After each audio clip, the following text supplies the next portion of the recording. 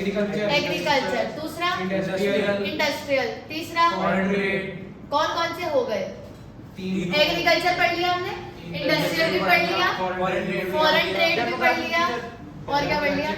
Demographic features भी पढ़ लिए। एक सेकेंड, हाँ डेमोग्राफिक फीचर्स भी पढ़ लिए, ये पढ़ना है, ठीक है। और बचे हुए जो 2 सेक्टर्स है वो तेजस हमें आज पढ़ने हैं। तो टोटल हमने यहाँ पे कितने सेक्टर्स हैं?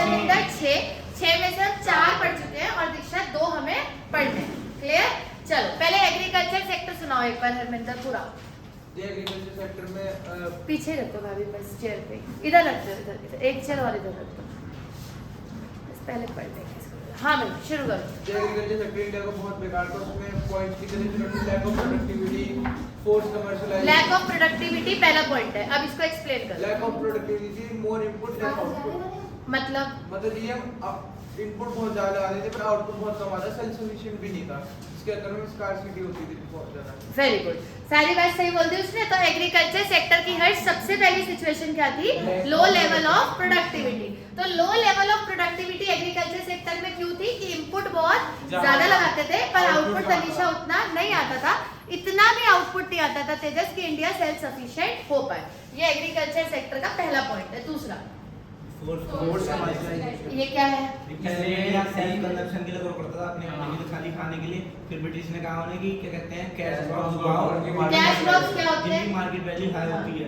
तो फिर बाद में ब्रिटिश ने उन्हें फोर्स करा कि ग्रेन्स और को उगाओ, उन्होंने उगाया, उससे उनकी लैंड की फर्टिलिटी लो हो गई। ठीक है भाई, तीसरा बताओ।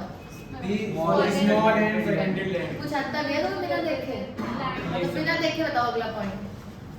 वो जमींदारी। हाँ तो ऐसे बताया करो, हर चीज देख के बतानी है। Small and fragmented land.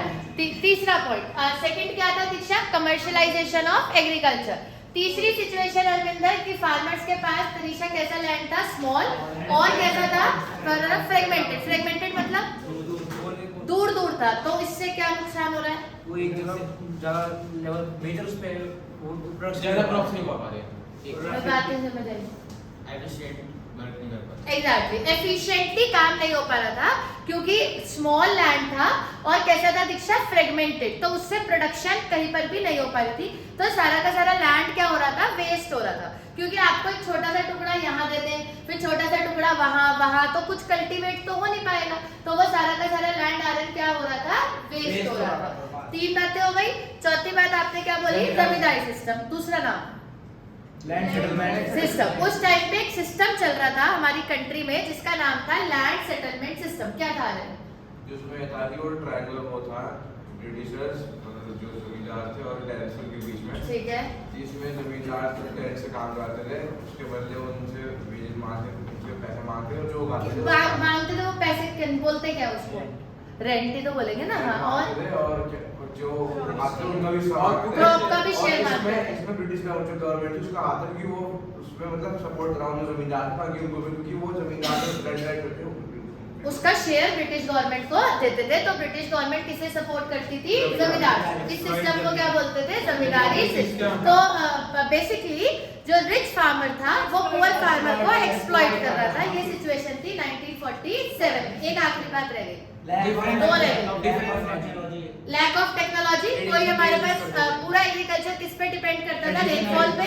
बारिश होगी तो खेती होगी। कोई ना उस टाइम पे ना मोटर्स थी, ना पंप्स थे, ना ऐसे मतलब ह्यूमन लेबर से ही काम होता था, कोई भी मशीनें और कोई भी टेक्नोलॉजी नहीं थी। ठीक है। और एक लास्ट बात थी, owner of land and tiller of land. तो लैंड का ओनर कोई और था, टिलर कोई और था, और जो ओनर होता था वो टिलर को एक्सप्लॉइट करता। इसलिए काफी समय तक एग्रीकल्चर सेक्टर तरक्की नहीं कर पाया।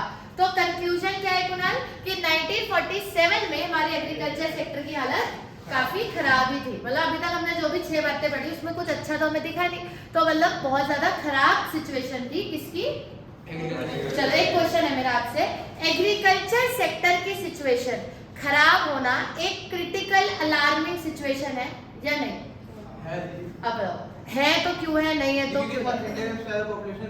वेरी गुड, बिल्कुल। तो एग्रीकल्चर सेक्टर की सिचुएशन खराब होना अपने आप में एक अलार्मिंग सिचुएशन है। अलार्मिंग मतलब खतरनाक, क्योंकि अगर एग्रीकल्चर सेक्टर इतना एक्सप्लॉइटेड है, और हम तो हमेशा से ये पढ़ते आए हैं कि इंडिया की 70% से ज्यादा पॉपुलेशन उस टाइम पे क्या करती थी? Agriculture.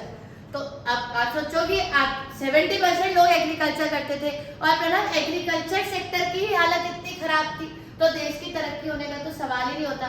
This was the situation in 1947। अब दूसरा सेक्टर कौन सा आता है भाई? इंडस्ट्रियल। तो इंडस्ट्रियल में सबसे मेन इंडस्ट्री जो ब्रिटिशर एक्सप्लॉइट करके गए दैट इज हैंडीक्राफ्ट। कौन से वाले गुड्स? बोलो भाई, हैंडमेड हैंडीक्राफ्ट। ठीक है, कौन सी वाली इंडस्ट्री थी? हैंडीक्राफ्ट। आप सोच के बताएंगे दीक्षा, हैंडीक्राफ्ट गुड्स की इंडस्ट्रीज को ब्रिटिशर्स ने कैसे एक्सप्लॉइट करा? जितना आता है नॉर्मल हिंदी में बता दो।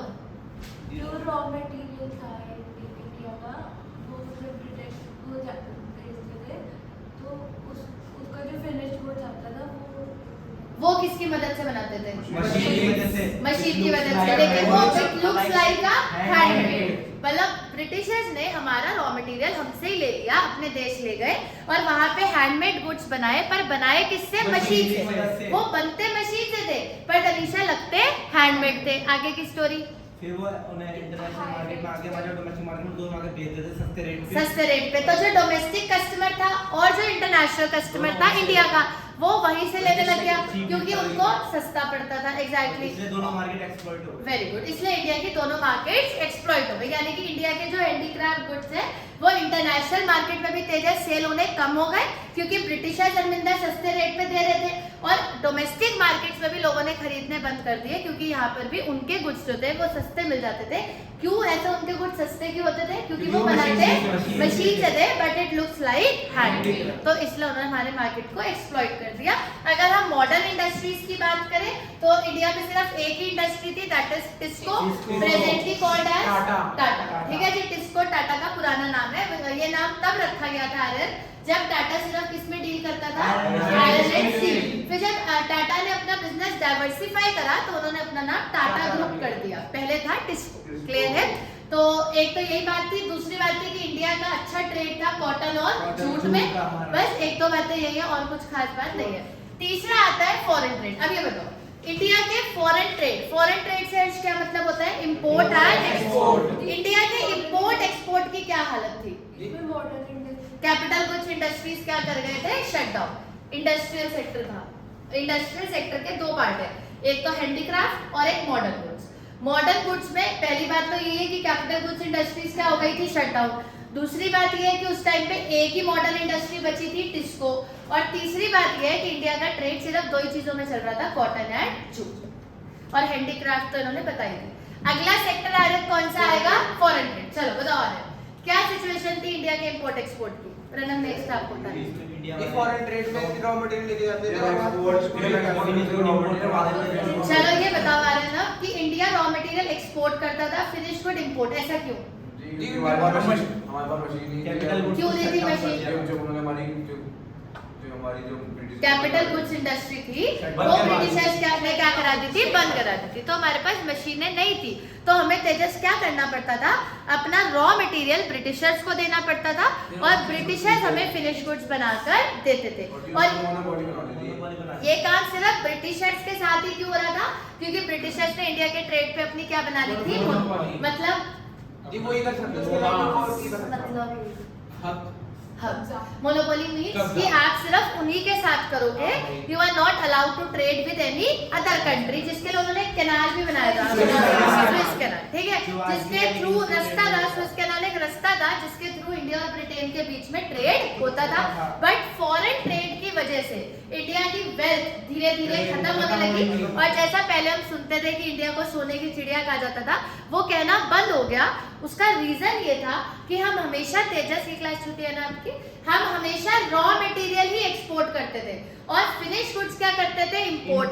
तो जो रॉ मटेरियल की वैल्यू होती थी ऑब्वियस सी बात है, और जब फिनिश गुड्स की वैल्यू होती ज्यादा तो हमेशा पैसे किसे देने पड़ते थे? हमें। तो पैसे देते देते देते देते हम लुट गए।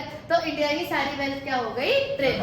वैसे भी इंडिया के पास कुछ ज्यादा बची नहीं थी क्योंकि बिफोर 1947 जब ब्रिटिशर्स इंडिया में आए तब भी हम काफी लुट चुके थे। उसके बाद जब गए तो वॉर हुआ, तब भी काफी वेल्थ ड्रेन हुई।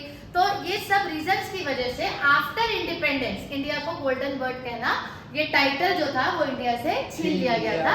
बट बिफोर इंडिपेंडेंस इंडिया, मतलब जब हम रूल नहीं हुए थे उससे पहले इंडिया को गोल्डन बर्ड के नाम से ही जाना जाता था कि इंडिया के पास इतना सोना है।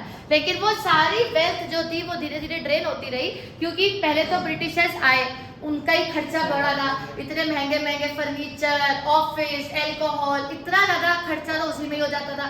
फिर जो पैसा बचा वो वॉर में लग गया, क्योंकि with in British rule India में दीक्षा कितने वॉर्स हुए? 2। वर्ल्ड वॉर 1 भी यहाँ हुआ, 2 भी हुआ, तो इंडिया ने दोनों में पैसा खर्च करा।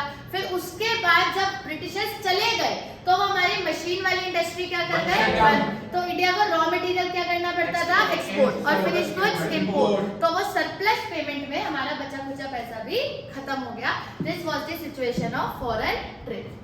क्लियर है भी सारी कहानी? चलो आर्यन जरा जाग जाओ, आपको 2 दिन बाद ही अच्छे से क्लास हो रही है, 1 दिन बाद। डेमोग्राफिक फीचर बताओ तेजस क्या है? तेजस को आते हैं, बताइए दीक्षा। पॉपुलेशन पॉपुलेशन का रेट, हाइट। ये चैप्टर ना खत्म हो गया है, बस 2 बचे हैं, उनमें कुछ नहीं है। तो यही है मेन जो मैं आपको, तभी मैं आपको सारा रिवाइज करा रही हूँ एक बार। अब बताओ डेमोग्राफिक फीचर्स की तनीषा क्या सिचुएशन थी? पॉपुलेशन का रेट, बर्थ रेट भी हाई था और डेथ रेट लो था। पॉपुलेशन अपने आप में एक बहुत बड़ी समस्या है, ये कुणाल आपको पता ही है, सबको ही पता है, आप सब पढ़े लिखे हो। लेकिन पॉपुलेशन में आयरन सबसे क्रिटिकल सिचुएशन ये होती है कि बर्थ रेट बढ़ रहा है और डेथ रेट कम हो रहा है। ये होती है सबसे क्रिटिकल सिचुएशन, क्योंकि बर्ड्स तो बढ़ रहे हैं पर डेथ्स हो नहीं रही है, तो पॉपुलेशन का बर्डन हरमिंदर ऑटोमेटिकली बढ़ जाएगा। Infant mortality rate was very high. What is infant mortality rate? जो बच्चे 1 साल से पहले हुए। हाँ, number of childrens dying before completing 1 year of their age. It is calculated per 1000 born children. कि अगर 1000 बच्चे पैदा हुए तो उसमें से कितने बच्चे मर गए 1 साल पूरा करने से पहले। ये 1 साल ही क्यों भाई, 2 साल क्यों नहीं? एक साल जो होता है वो बच्चे की इम्यूनिटी उस टाइम पे काफी वीक होती है और उसकी वैक्सीनेशन भी प्रॉपर नहीं हो रखी होती है। तो IMR जो होता है वो 1 साल के हिसाब से ही कैलकुलेट होता है, और उस टाइम पे IMR काफी क्यों था? मेडिकल नहीं था, मतलब मेडिकल कंडीशंस प्रॉपर नहीं थी। और तीसरा, literacy rate was very low. कितना लो? 13 वो था लाइफ एक्सपेक्टेंसी में आएगा 32 इयर्स। हाँ, तो लिटरेसी रेट कितना परसेंट था? 17। क्या होता है लिटरेसी रेट? Read write. अगर आप लिख सकते हो और पढ़ सकते हो, you can read and right. बोल तो सब बच्चे लेते ही हैं।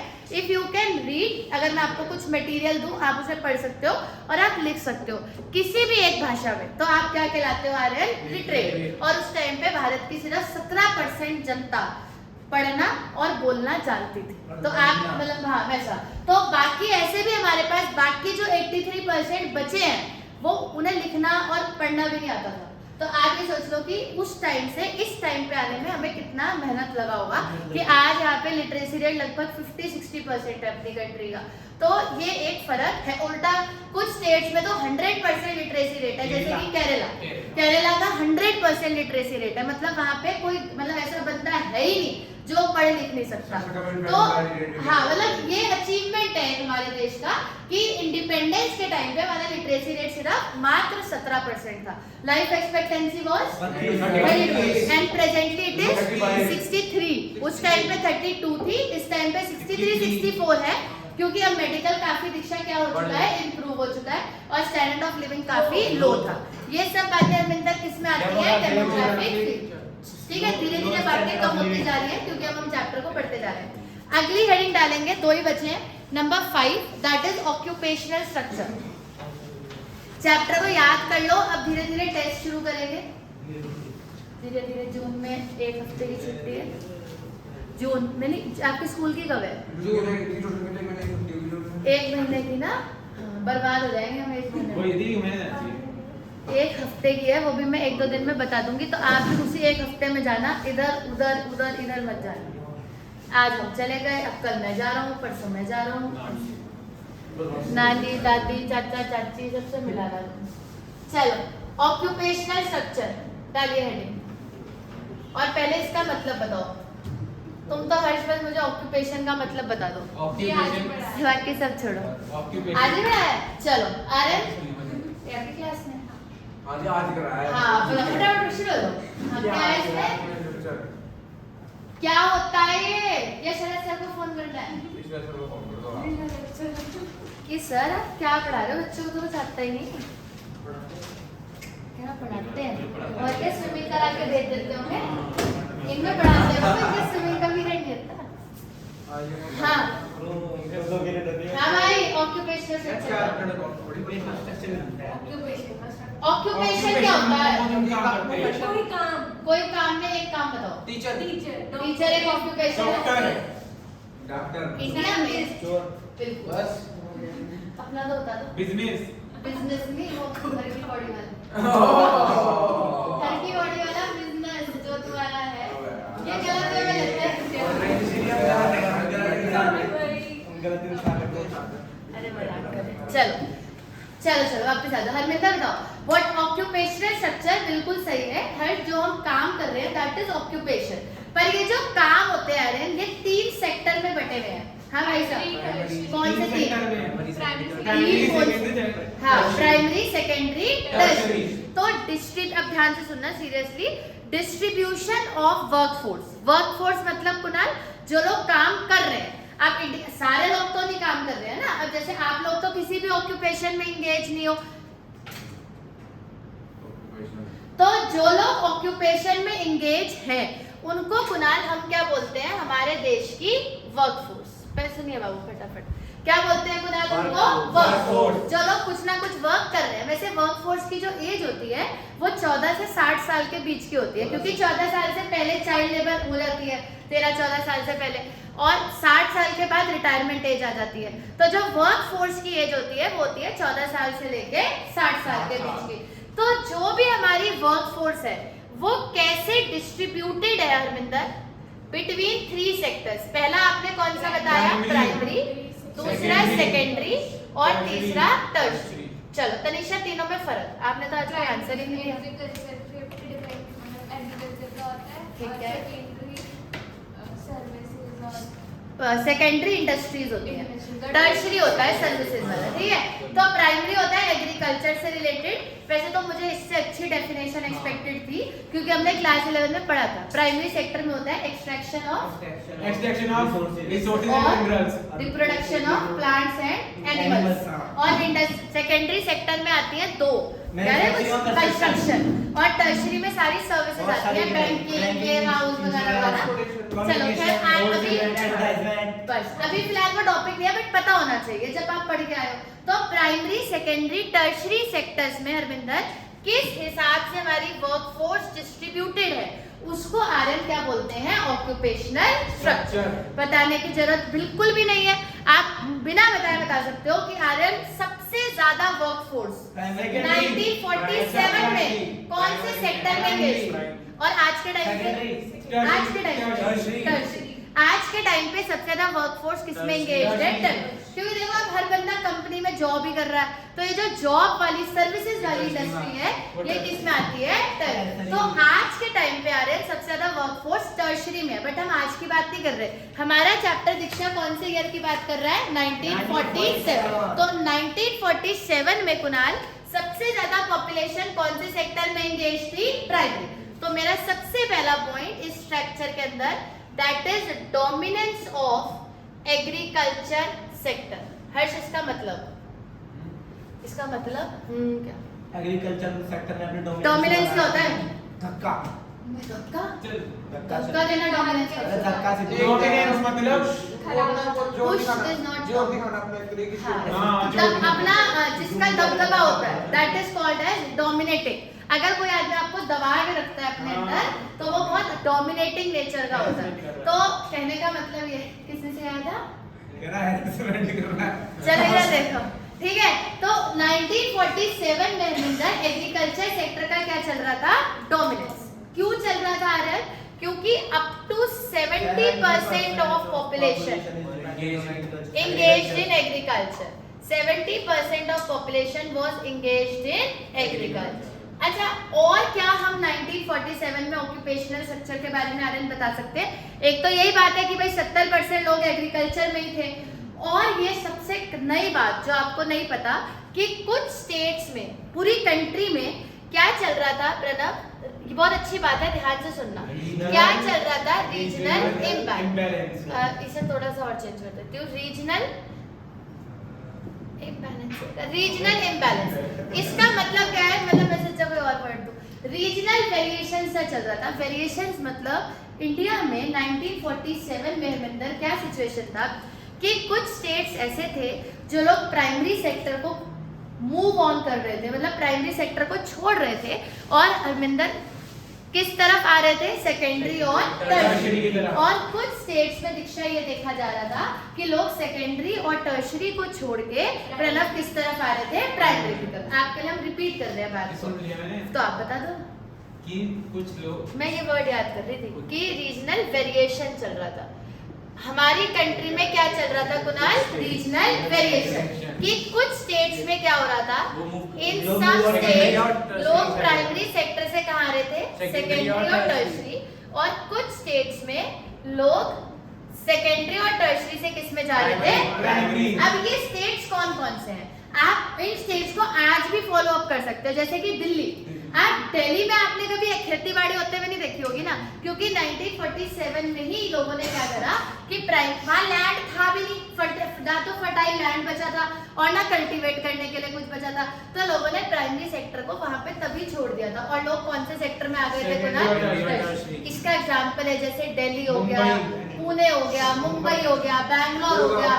ये सारे किसमें आते हैं? जिन लोगों ने प्राइमरी सेक्टर को तभी डिच कर दिया था और वो किसकी तरफ मूव कर गए थे? Secondary and tertiary. और कुछ स्टेट्स जिन्होंने सेकेंडरी टर्शरी को छोड़ के प्राइमरी में आ गए, ऑब्वियसली यूपी हो गया, हरियाणा हो गया, पंजाब हो गया, इन लोगों ने अपने यहाँ पर सेकेंडरी और टर्शरी खत्म कर दिया था और ये लोग कहाँ पे मूव कर गए थे? प्राइमरी। समझ में आया आनंद? तो अगर हम अपने देश की प्रणव ऑक्यूपेशनल स्ट्रक्चर की हालत देखें इन 1947, तो हर सबसे पहली बात ऑक्यूपेशनल स्ट्रक्चर तनिषा क्या होता है? Distribution of workforce in primary, secondary and tertiary. 1947 में एग्रीकल्चर सेक्टर का क्या चल रहा था? डोमिनेंस। और कुछ जगह रीजनल वेरिएशन चल रहा था। लोग प्राइमरी को छोड़कर सेकेंडरी टर्शरी में जा रहे थे और कुछ लगे लोग सेकेंडरी टर्शरी को छोड़कर प्राइमरी में आ रहे थे। क्लियर है दीक्षा? नोट करो लास्ट सेकंड। कोई भी ऐसी कंस्ट्रक्शन जो या तो सोशल वेलफेयर में हेल्प कर रहा है या फिर इकोनॉमिक डेवलपमेंट, जैसे फॉर एग्जांपल मान लीजिए जैसे स्कूल है, तो स्कूल भी एक इंफ्रास्ट्रक्चर ही है, क्योंकि जब हम उसको कंस्ट्रक्ट करते हैं तो तेजस वो किस चीज में हेल्प करता है? Social welfare. तो कोई भी ऐसा कंस्ट्रक्शन जो सोशल वेलफेयर और इकोनॉमिक डेवलपमेंट में हेल्प करता है, दैट इज इंफ्रास्ट्रक्चर। ज्यादा बड़ी कोई बात नहीं है, सिर्फ इतनी सी बात है कि इंफ्रास्ट्रक्चर के अंदर ब्रिटिशर्स ने क्या क्या इंडिया में डेवलप करा है। तो ब्रिटिशर्स ने 4 चीजें डेवलप करी हैं। Number 1 is railway, ports, dam, roads, dam भी हमारे थे। और नेक्स्ट आता है वो इसमें कवर हो जाएगा, पोस्टल एंड टेलीग्राफ। मतलब आपका जितना भी कम्युनिकेशन चैनल है, अगर हम पूरा एक छोटी सी बात में कवर अप करें, आपका जितना भी कम्युनिकेशन चैनल है हर्ष, और जितना भी ट्रांसपोर्टेशन चैनल आपका एक ट्रांसपोर्टेशन है, वो दोनों ही ब्रिटिशर्स ने डेवलप करे हैं। ट्रांसपोर्टेशन भी पूरा और कम्युनिकेशन भी पूरा। अब एक एक करके शुरू करो। ब्रिटिशर्स ने रेलवे क्यों बनाया होगा? ताकि उन्हें इंपोर्ट सामान लाने में आसानी मिले। इंपोर्ट एक्सपोर्ट के लिए तो पोर्ट्स बनाए होंगे ना। ये था कि एक जगह से दूसरी जगह रॉ मटेरियल इजीली जा सके और ज्यादा क्वांटिटी में जा और सके। हाँ, रेलवे का सबसे बड़ा फायदा ये था कि रेलवे बनाने से उनका जो साइज ऑफ मार्केट था वो कुनाल क्या हो गया था? इनहैंस हो गया था। और एक तरीके से ज्योग्राफिकल बैरियर्स जो थे वो हट गए थे, मतलब एक बाउंड्री नहीं था, क्योंकि रेलवे के थ्रू सामान आराम से आ जा सकता पास आ गए थे। था। हाँ, पोर्ट्स इसलिए बनाए गए कि एक तो इस रेलवे ने ज्योग्राफिकल बैरियर्स को क्या कर दिया था कुनाल? रिमूव कर दिया था। और दूसरा ब्रिटिशर्स के लिए उनका साइज ऑफ मार्केट क्या कर दिया था? इनहैंस कर दिया था। पोर्ट्स इन्होंने बता ही दिया कि पोर्ट्स ब्रिटिशर्स ने किस लिए बनाए? For import and export. क्योंकि अभी हमने बात करी कि ब्रिटिशर्स हैंडीक्राफ्ट का भी रॉ मटेरियल इंडिया से लेके जाते थे, तो ऑब्वियस सी बात है उन्हें पोर्ट्स चाहिए थे। इवन उन्होंने तो एक कैनाल भी बनाया था, स्विस कैनाल, अभी हम वो भी पढ़ रहे थे। अब तो सब पढ़ चुके हैं तो हमें ज्यादा दिक्कत आएगी नहीं, तो वो भी उन्होंने बनाया। रोड्स इसलिए बनाई गई, जैसा इन्होंने भी बताया, कि रॉ मटेरियल कैरी करने के लिए। ये तो फायदे हैं, दिक्कत नहीं है। ये हम ये बात बात कर रहे हैं कि ब्रिटिश अभी हम ना पॉजिटिव बात कर रहे हैं ना नेगेटिव बात कर रहे हैं, अभी तो हम सिर्फ सेक्टर्स की सिचुएशन पढ़ रहे हैं कि उस टाइम पर हमारे इंफ्रास्ट्रक्चर की हालत क्या थी कि भारत में रेलवे था। हम ये पढ़ रहे हैं कि जब हम आजाद हुए तो रेलवे उस टाइम तक बन चुका था। रेलवे बनाया गया 1850 में और जो पहली ट्रेन चली वो चलाई गई 1853 में और वो चलाई गई फ्रॉम मुंबई टू थाने। इसमें लोग बैठे हुए थे। हाँ, लोग बैठे थे, क्या कैली चल रही थी, ठीक है। तो ऑब्वियसली वो टेस्टिंग तो हो गई ना 3 साल में। तो जो पहली ट्रेन चली वो चली मुंबई टू थाने। क्या क्या बात है मेरी। चलो ऐसे ना रिकॉर्ड में यूट्यूब पे डलता है, बेइज्जती होती है हरिद्वार की। चलिए मुंबई टू थाने की बात करते हैं। तो मुंबई टू थाने 1853 में पहली ट्रेन चली और रेलवे बना कब तनिषा? 1850 में। कुणाल आगे बढ़ो। रेलवे बनाने का फायदा क्या था कि एक तो इंडिया में साइज ऑफ मार्केट क्या हो जाएगा, इधर अभी हम बात कर रहे थे कि ब्रिटिशर्स हैंडमेड गुड्स बना के लाते थे मशीन से, फिर उसे इंडिया में क्या करते थे? सेल करते थे। तो सेल करने के लिए वो अपना मार्केट का साइज बढ़ाना चाहते थे, इसलिए उन्होंने रेलवे बनाया। रोड में इसलिए बनाया कि वो अपना रॉ मटेरियल कैरी कर सके from different parts of country. वैसे भी बेटा जी अगर आप ध्यान से सोचो एक मिनट, तो इंडिया अपने आप में बहुत बड़ा एरिया है, फ्रॉम कश्मीर टू कन्याकुमारी। आप समझ लो कि कितना बड़ा एरिया है। तो इस बड़े से एरिया को आप बिना ट्रांसपोर्टेशन के तो सोच ही नहीं सकते। आप आज इस टाइम पे इमेजिन कर लो कि अगर ट्रांसपोर्टेशन का कोई साधन ना हो तो कहाँ से काम होगा, व्यापार होगा कैसे? सबसे पहला सोर्स ही है कि ट्रांसपोर्टेशन होना चाहिए।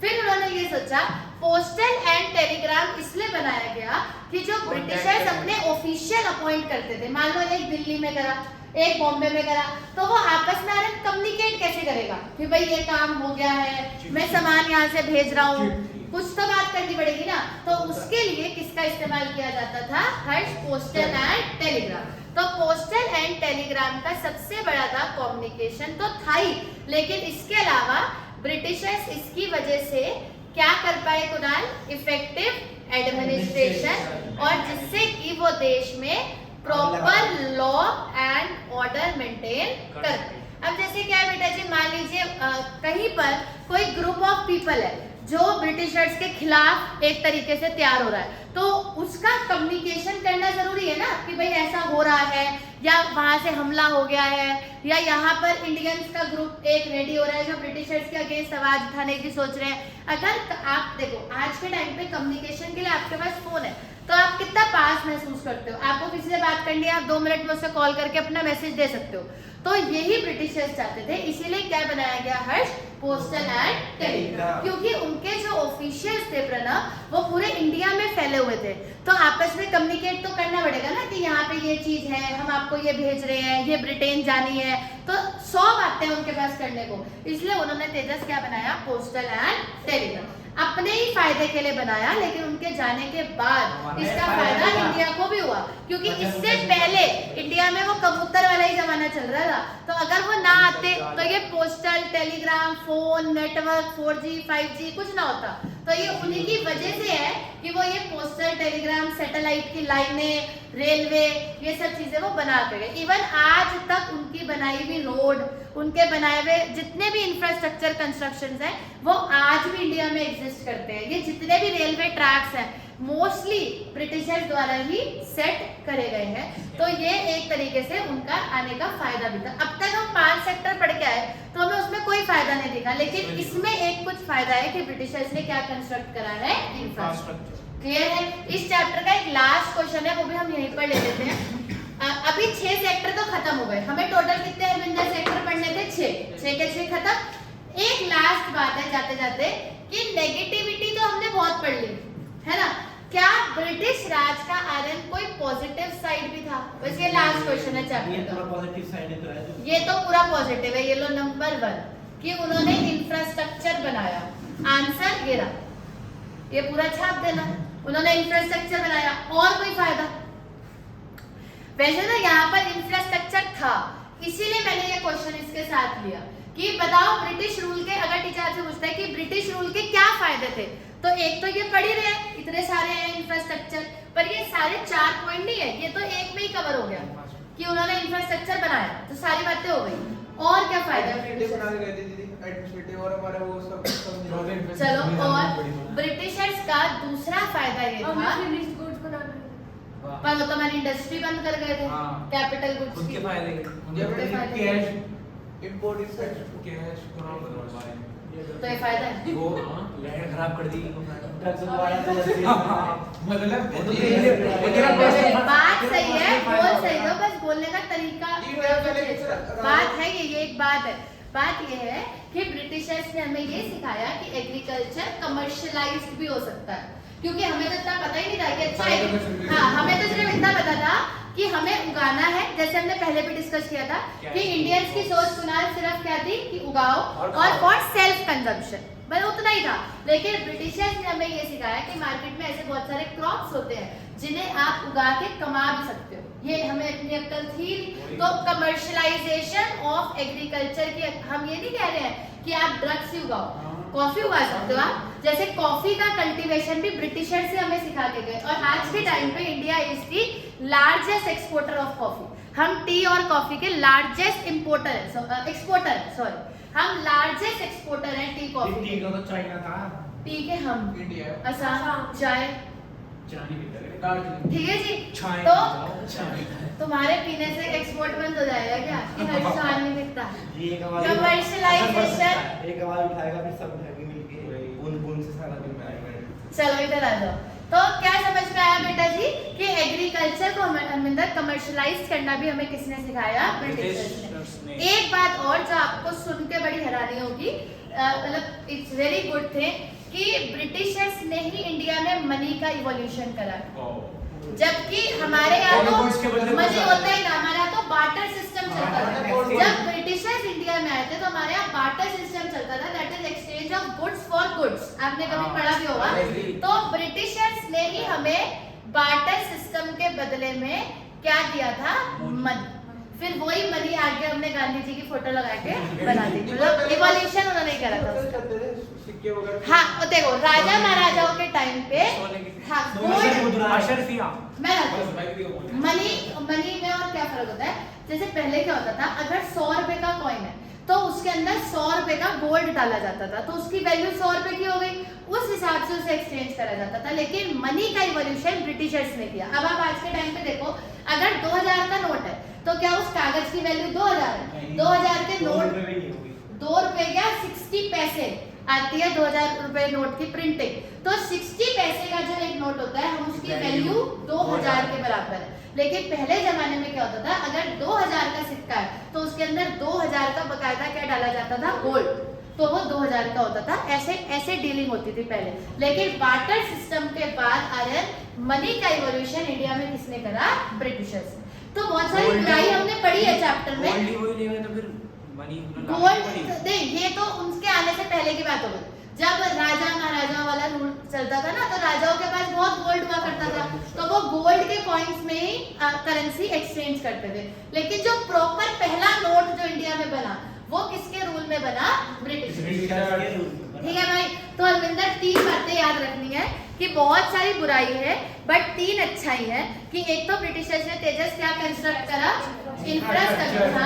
इधर रखा हुआ क्या कंस्ट्रक्ट करा? इंफ्रास्ट्रक्चर। दूसरा commercialisation of agriculture. They told us कि मार्केट में कैश क्रॉप्स नाम की भी कोई चीज होती है। हम ये नहीं कह रहे कि ड्रग्स ही उगाओ, कैश क्रॉप्स को उगा सकते हो। भाई आपके पास 2000 स्क्वायर फीट जमीन है, आप 1000 स्क्वायर फीट में वो उगा लो जो आपको कंज्यूम करने आ रहा है, और 1000 स्क्वायर फीट में कैश क्रॉप्स उगा के कमाओ। कमाते कैसे हैं ये उन्होंने हमें सिखाया, हमें ये नहीं पता था। और मनी का इवोल्यूशन भी ब्रिटिशर्स ने ही इंडिया में करा। 3 पॉइंट है बस इट्स अच्छाई।